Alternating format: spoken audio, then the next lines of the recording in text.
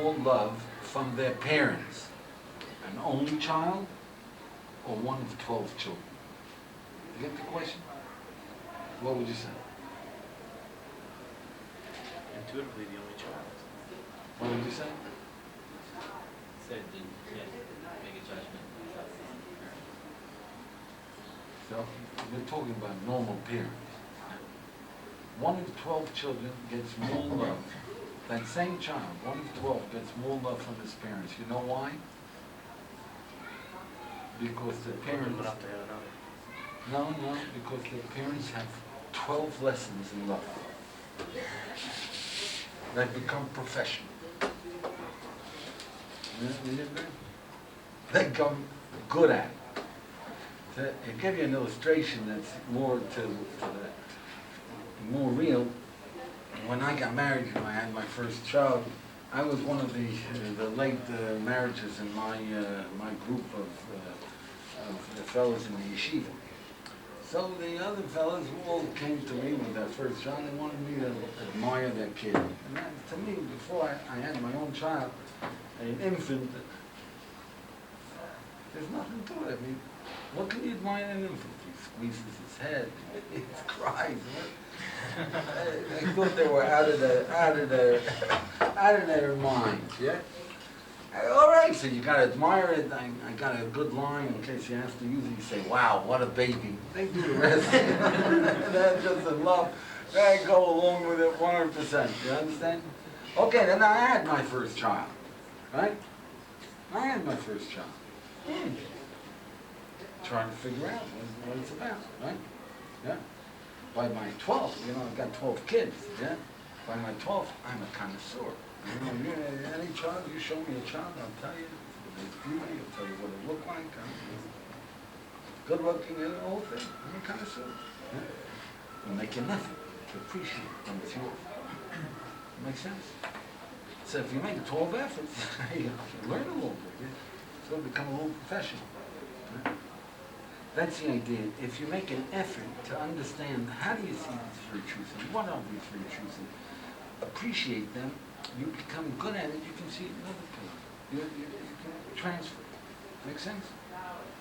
All right, now, number 10 is, now you're ready for the love game. Yeah? After you made that work, the love game, increase your appreciation of your parents, your wife, your children, anybody that you love, you want to increase it tenfold, easy. Very easy. You know how? Get yourself a list of virtues from an encyclopedia or Love Your Neighbor. Rabbi Pliskin has a list of virtues in the back. Yeah? You've made your list of virtues of your parents, right? Look at the different virtues that you didn't consider. You passed over. Yeah? I mean, do you understand what I'm saying? You didn't exhaust your father's virtues. Do you understand what I'm saying, Mom? You'll see it enhances. First, you got to work yourself. Make your list. But then you get a list of virtues that you gather from anywhere. And check it out. There's so many things you didn't think of. There's so many different ways. And then as much as it's somebody you love, then you want to see more. And you will.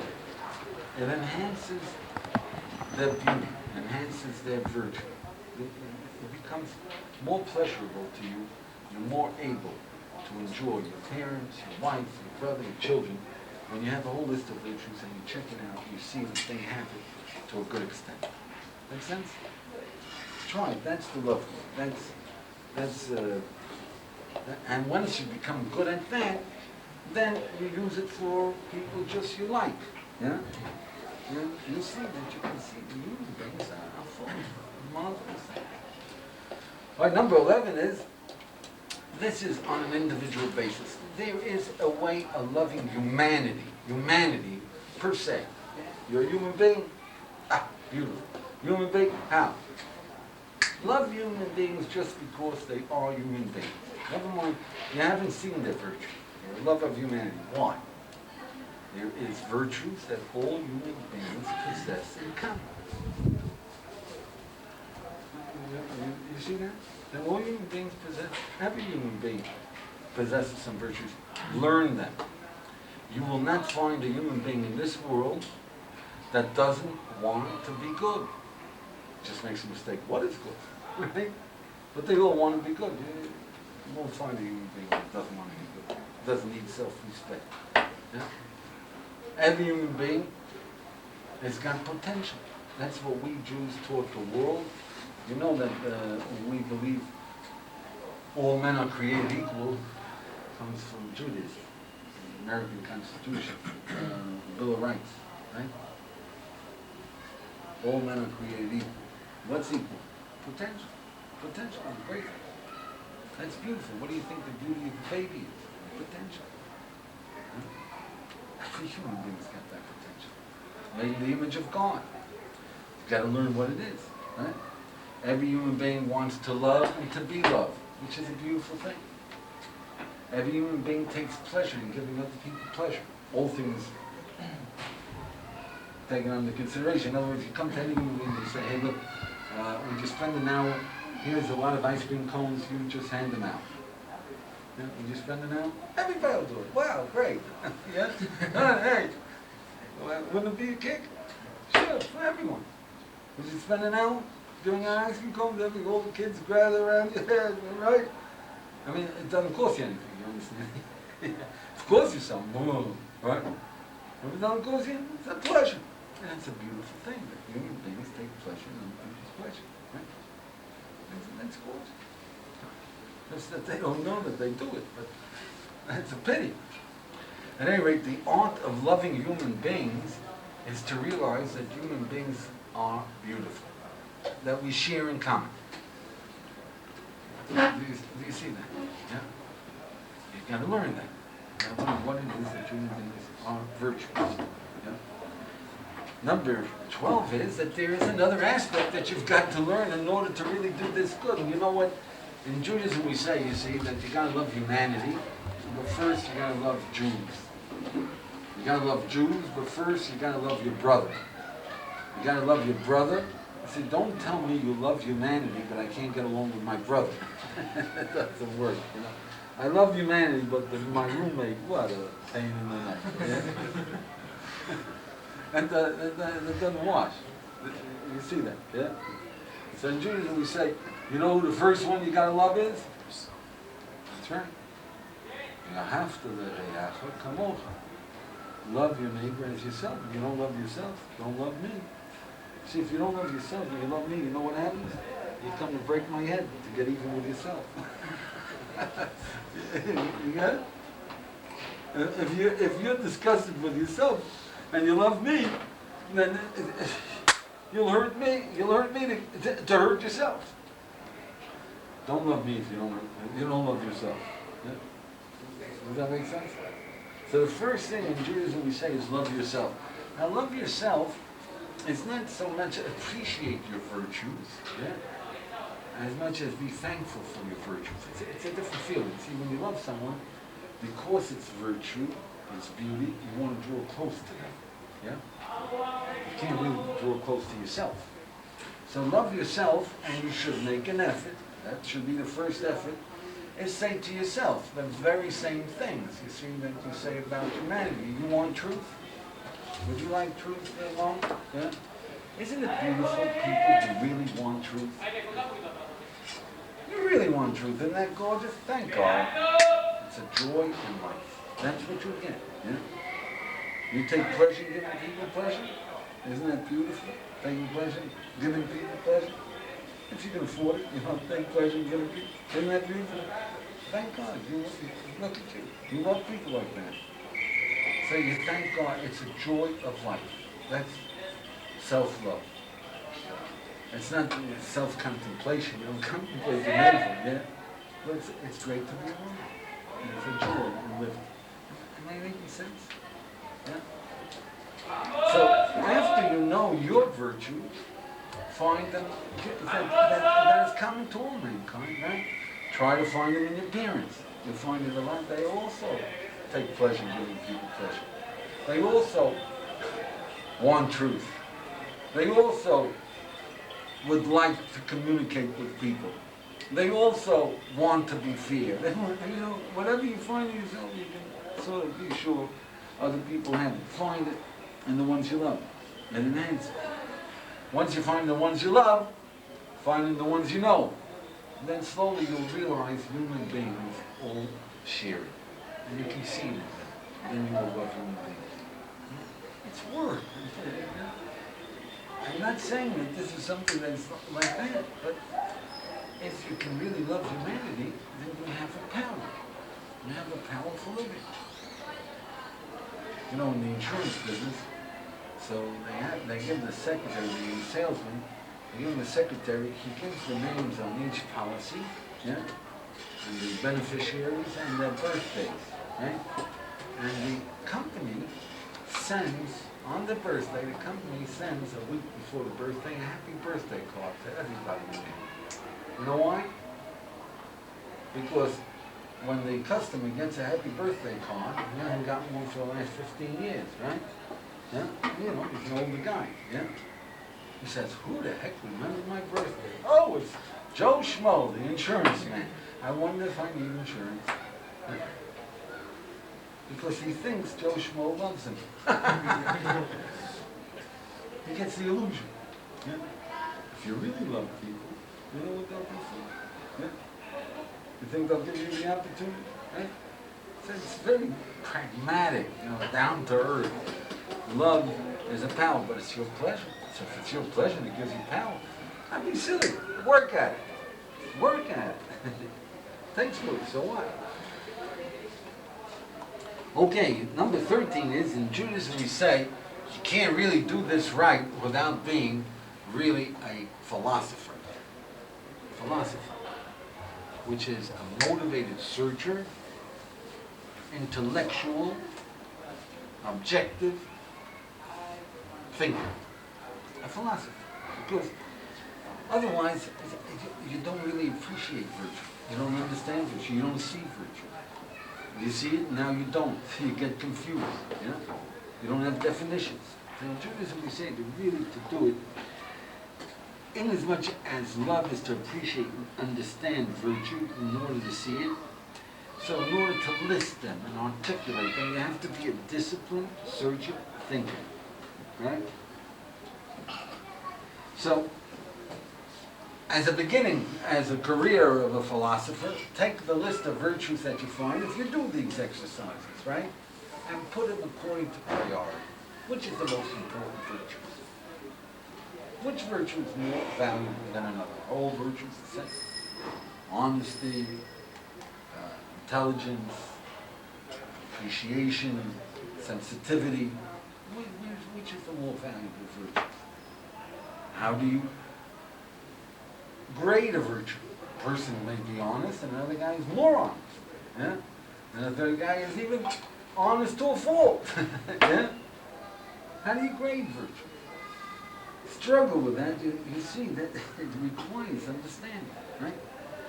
So number 14 is appreciate that the Torah, our instructions for living, a good part of it is to teach you how to love humanity, listing virtues, techniques to see them, getting you definitions, giving you a discipline in searching for definitions, a discipline in being objective, and that's what Torah is about. In Judaism we say, love your neighbor as yourself is one of the most important rules of Torah. The rest is just to teach you how to do it. Yeah? To teach you how to do it. That sounds far-fetched, yeah? Until you have children. You know, the prime virtue that you find in your children is if they love each other. You got kids? How many?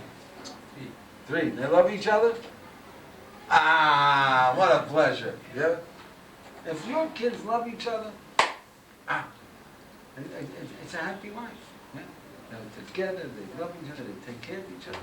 Can't imagine. Yeah. I know that love is a very big concept in Judaism, especially about Yisrael.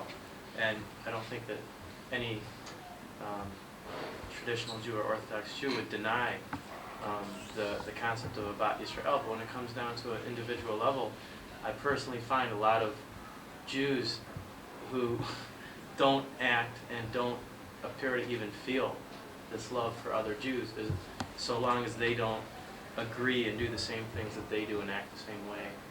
and live the way that they think is correct. I'll tell you, see, you've got to understand that Jews are human beings. In Judaism we say a human being is drawn by his society. It doesn't matter who you are. If you live in a society where murder is contemplatable, it's contemplatable to you. You gotta fight. Yeah? Insanity is contagious. If you live in a society where people see snakes along the wall and there's nobody who doesn't see the snakes, sooner or later you'll start seeing snakes. Yeah? It takes an effort to maintain sanity. The pressure, insanity is contagious. You understand? So, my days when I was growing up, abortion was murder. The doctor who did it was impossible. Yeah? Everybody thought so. The Christians and the atheists, everybody. Abortion, murder. Just plain murder. Yeah? Today, well, it's not, maybe it's not a nice thing to do, yeah? But, you know, it's not murder. Why the Supreme Court passed the law? And the Supreme Court defines murder? Huh? It's acceptable because do you understand what's being said there? I don't. So I'm just illustrating that people accept society's values. We're living in a society where love is a happening. So Orthodox Jews who know it's not true treat it as a happening. I don't happen to love you. What should I do about it? If you ask them, isn't it an obligation? They say, yeah, you're right. You're right. Somehow, I don't know. That's a strange thing. But I don't think there's much you can do about it. See, just like the Western man, you ask him, is it the right thing to do to love your neighbor? To love nice people? He says, yes. Can I obligate you to love? No. Say, wait a moment. You just said that it's the right thing to do. Shouldn't you? Isn't it an obligation to do the right thing? You're confusing me. Yeah? The Orthodox man says, you're right, it's an obligation. I haven't the faintest idea of how to go about it. So find out. You're right. Someday, I'll find out about it. He's a little bit an advantage, but it doesn't yet mean that he's making the effort. You don't seem to understand.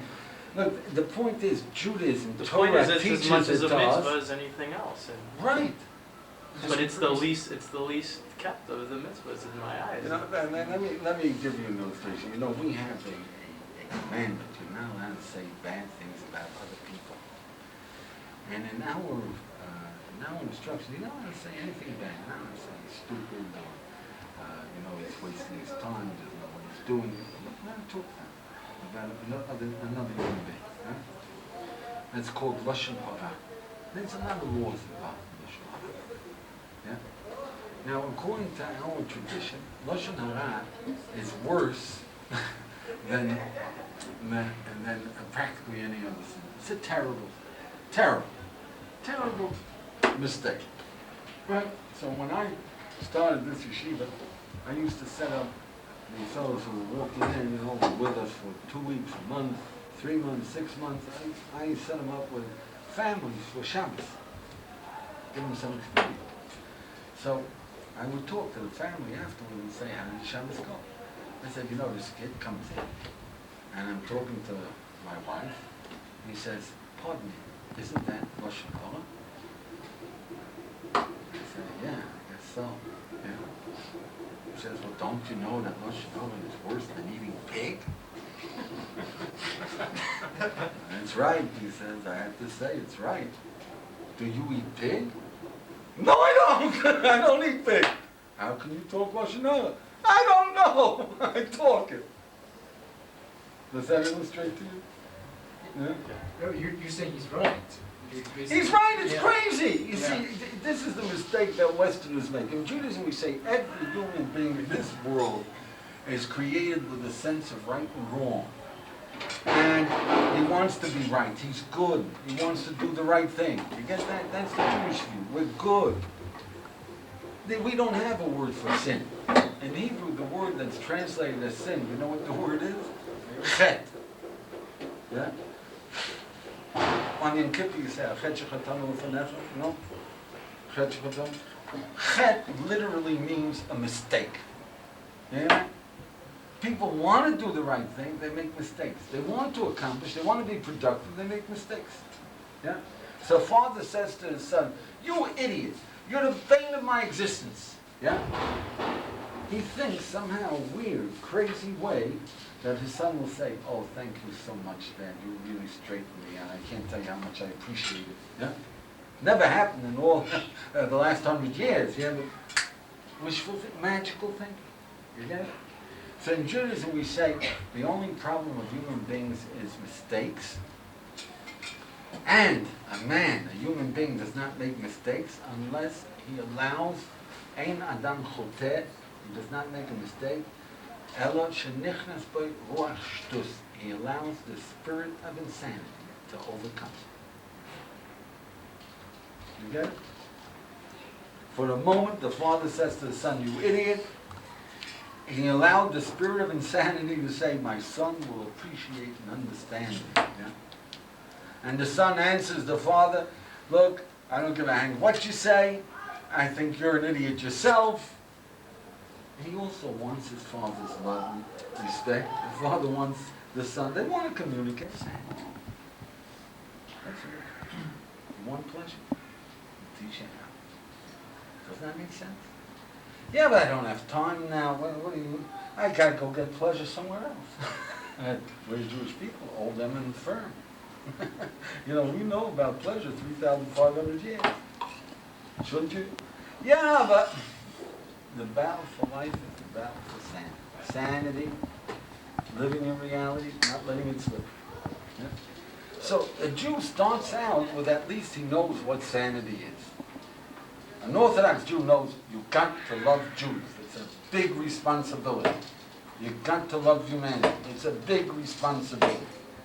So I can come to him and say, come on, hey, let's try. I'll teach you.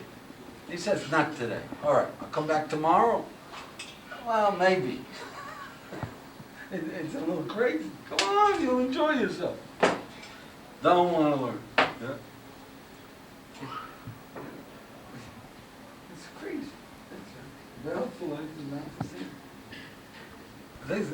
This goes for all of us. You know, everybody knows humanity's in trouble. Tell me, let's take a poll. I do this every once in a while. What are the chances of a third world war in the next 20 years? What do you say, Elliot?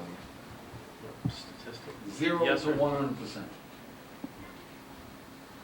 35. 35. 40. 40. 0. 0. 30. 1 or 2%. 10, 20. I'd say it's close to 100%. 30%. 20. 50. 0. 0. So 0, you see, you can understand. A person says 0. The guy who says 100% doesn't. Right? What are you going to say? What are you going to do about it? Yeah? How about a guy who says 35%? You can work. What, are you going to wait around? You're going to have children in a house and wait? Oh boy, what a mistake. Yeah?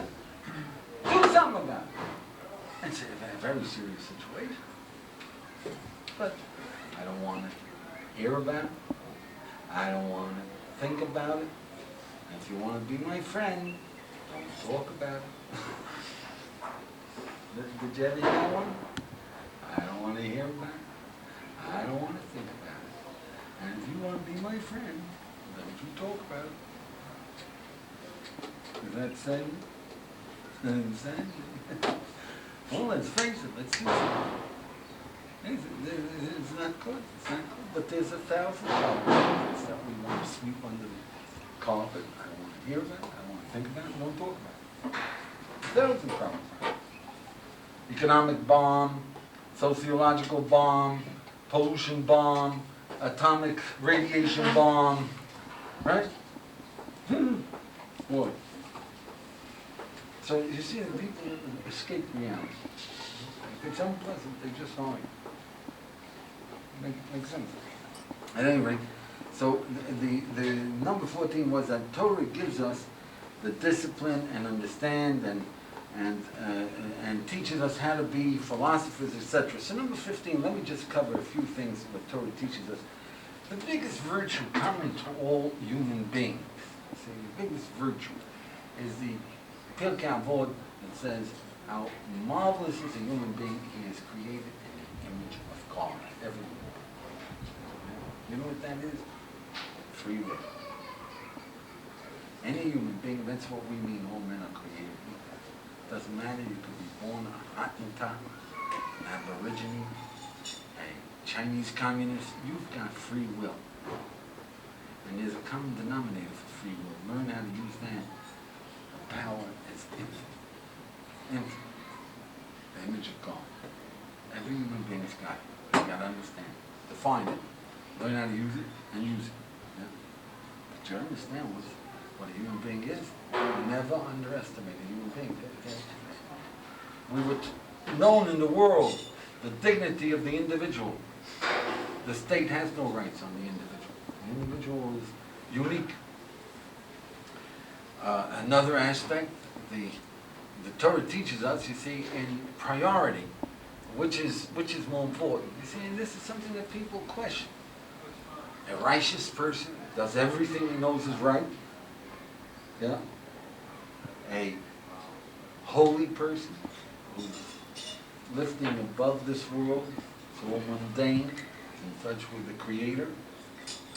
Or a wise person, which is the most important virtue, a person who understands what life is about. And the 613 commandments, one of them is honor, consider heavy, respect the wise man. That's the most important virtue. Because people can be good and destroy humanity. They can be holy like Turkomander and destroy humanity. Wisdom, even if he's not living up to it all the time, at least he understands what it's about. So wisdom will bring the others. There's also techniques in the Torah. You'll find in the Torah that Yaakov Avinu says to the shepherds who are late and it seems that they're not doing the right thing. He says, Achai, ma'ayin atem. Our father Jacob says to these shepherds who are sort of loitering, he says, my brothers, where are you from? What do you mean, my brothers? Comrade? The rabbis say, you see, that whenever you find yourself a little irritated, call a guy brother, or son, or dad, yeah? You know why? Because it could be your brother, and if a brother, you deal a little differently if you love your brother. Yeah? So remind yourself, you know, it could be your brother. Why treat him differently? Paint him with a brush. What if it was your brother who was stealing? You try to explain it to him, right? So you say, my brother, it reminds you to look with a different eye. Right? Making sense? So these are techniques that the rabbis, that the Torah teaches us. These are techniques. All right, look, for living to use this,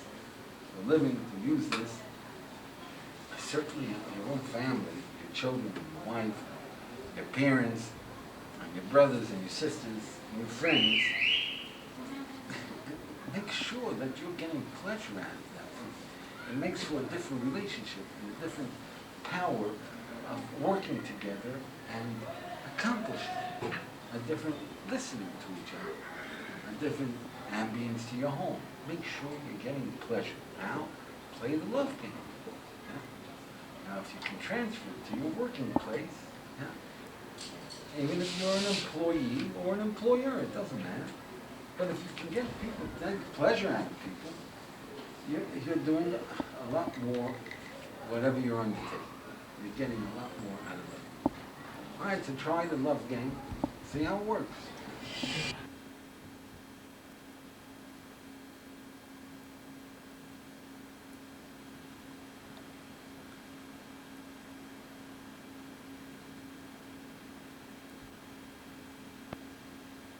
People know what this is about. We're teaching the 48 ways to wisdom. Our Torah, Bible, translated Torah literally means instructions. And literally we call it Torah Chaim, instructions for living. Judas, we say the Almighty is the creator of this universe. He created from nothing. So basically creation is something for nothing. It doesn't happen often, right?